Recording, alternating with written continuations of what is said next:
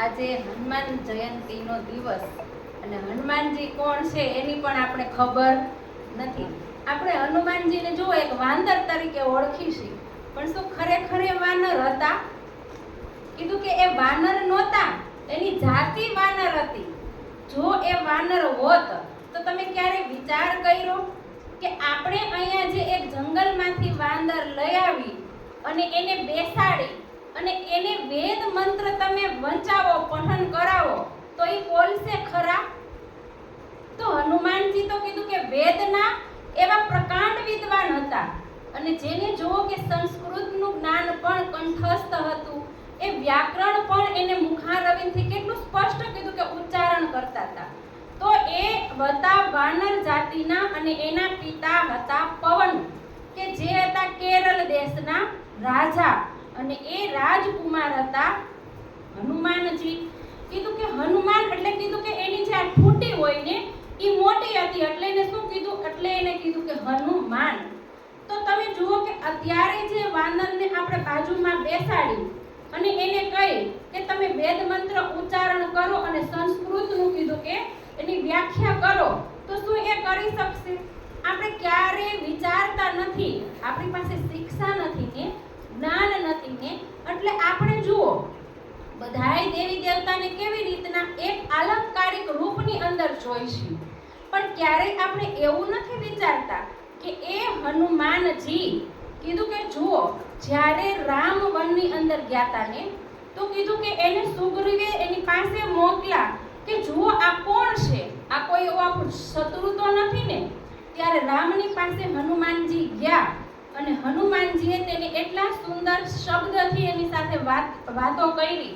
ત્યારે રામ ઈ ગયા પછી લક્ષ્મણને પૂછે છે કે લક્ષ્મણ, જો આની અંદર કેટલું જ્ઞાન છે, એ કેટલા શાંતિથી આપણી સાથે વાતો કરી એને, પણ એની અંદર કીધું કે ક્યાંય એવા અપશબ્દ પણ નહોતા અને સંસ્કૃત ભાષાની અંદર એને કેટલા સ્પષ્ટ ત્યાંથી વ્યાકરણને પણ સમજાયું. તો કીધું કે એ હનુમાનજી. અને જુઓ એ લંકાની અંદર પણ ગયા હતા, સીતા માતા સાથે એને કેટલી સુંદર રીતે વાર્તાલાપ કરી, સીતાજીની ખોજ કરી, પણ શું એ ઉડીને ગયા હતા? એની શક્તિની કીધું કે એને ખબર નહોતી, પણ જ્યારે રામે એને એની શક્તિ યાદ દેવડાવીને ત્યારે હનુમાનને થયું કે ખરેખર મારી અંદર જે શક્તિ છે ને એની મને ક્યારેય ખબર નહોતી, પણ ત્યારે એને ખબર પડી કે એક એવા ભક્ત હતા. તો જુઓ ક્યારે સુગ્રી અને વાલી જ્યારે કીધું કે 5-5 મંજિલના મકાનોની અંદર રહેતા હતા, એવા સુંદર સોનાના પેટ ઉપર કીધું કે શયન કરતા હતા, એવા સોનાના આભૂષણો પહેરતા હતા. શું એક એ પ્રાણીના રૂપમાં હોય તો એટલા સુંદર આભૂષણો પહેરી શકે? ક્યારેય ન પહેરી શકે. કીધું કે જુઓ વાલીની પત્ની કે જેનું નામ તારા, અને તારા પણ કીધું કે એવી 5 વિશ્વ સુંદરી એવી કન્યાઓની અંદર જેનું નામ આવે, એમાં કીધું કે સતી અનસોયા, સીતા માતા, દ્રૌપદી, કીધું કે એવી 5 કન્યાઓની અંદર એ તારાનું નામ આવતું, મંદોદરી. તો કીધું કે શું એક રાજા ક્યારે એ પ્રાણી સાથે એનું લગ્ન કરી શકે? શું એના અંગત કીધું કે એનો પુત્ર હતો, એને જો એક રાજ તિલક કરાવ્યું, તો શું એ પ્રાણીની જાતિની અંદર હતા? કીધું કે એ એવા નદી કિનારાના વિસ્તારની અંદર હતા.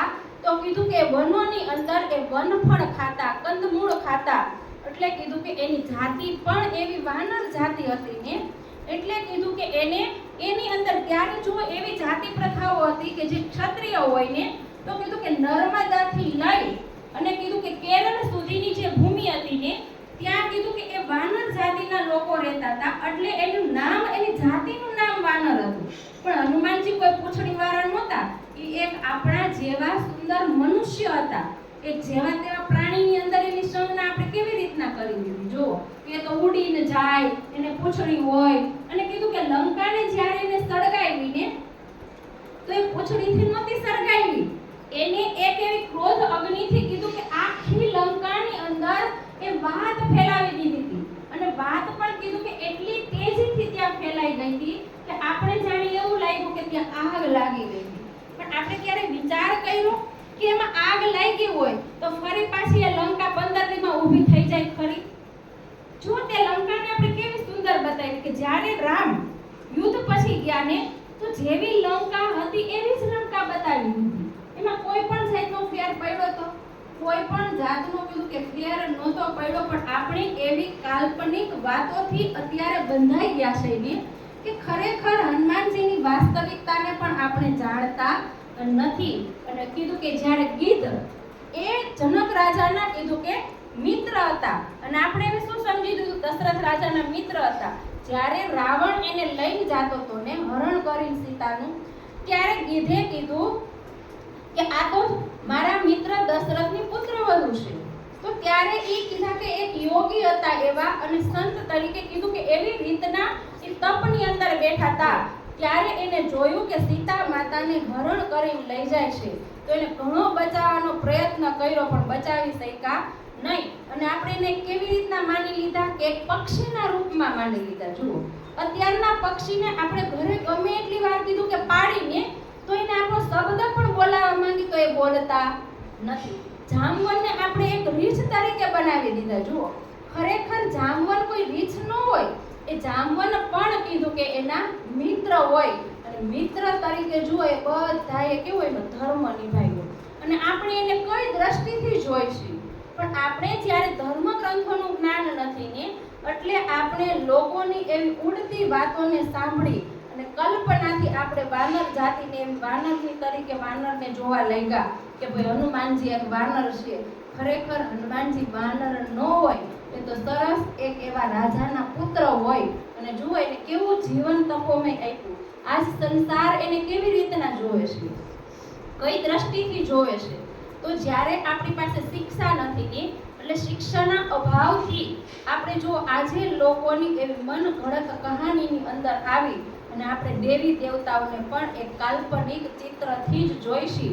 પણ જો વેદ શાસ્ત્રોના અધ્યયનથી આપણે એની ઓળખાણ કરશું ને તો ખરેખર ખબર પડશે કે હનુમાનજી કોણ હતા.